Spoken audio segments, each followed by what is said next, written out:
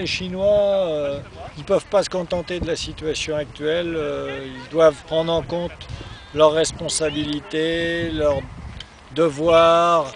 Et en ce qui concerne les droits humains, ils doivent absolument améliorer la situation. Ça ne peut pas continuer comme ça, comme c'était jusqu'à maintenant. C'est pas possible.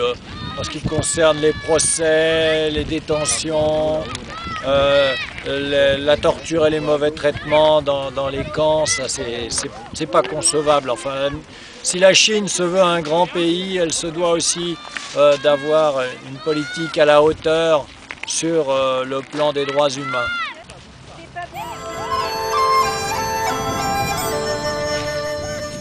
Que la Chine change, elle ne peut plus continuer avec cette situation des droits humains qui est insupportable et elle a pour les Jeux Olympiques une forte responsabilité.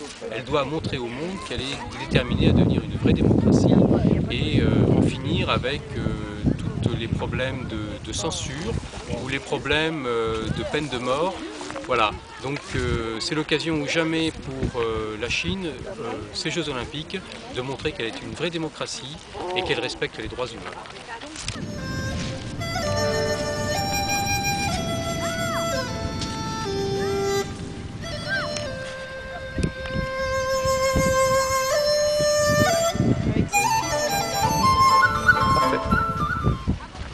Alors les Jeux Olympiques, je n'ai absolument rien contre, j'aime le sport, je regarderai sans doute à titre personnel les Jeux Olympiques, mais je trouve que la Chine doit respecter ses engagements et je ne peux pas regarder le sport sans penser à tous les gens qui ont été victimes de violations des droits humains.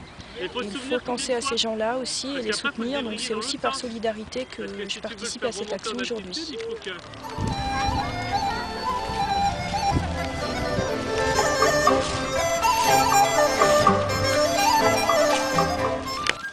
À l'occasion des Jeux Olympiques de Pékin, Amnesty demande à la Chine de respecter les engagements qu'elle a pris pour améliorer la situation des droits humains dans son pays.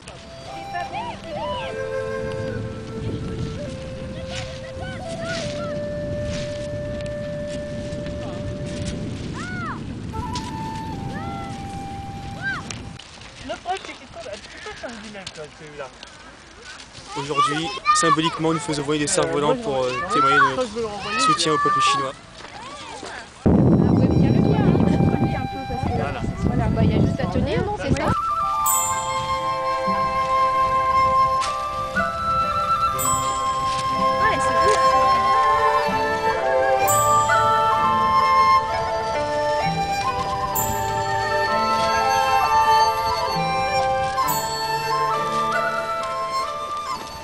Je pense que les droits humains sont aussi la façon et le droit de colorer sa propre vie avec ses propres couleurs sans être le dessin de l'imagination ou du désir de quelqu'un d'autre.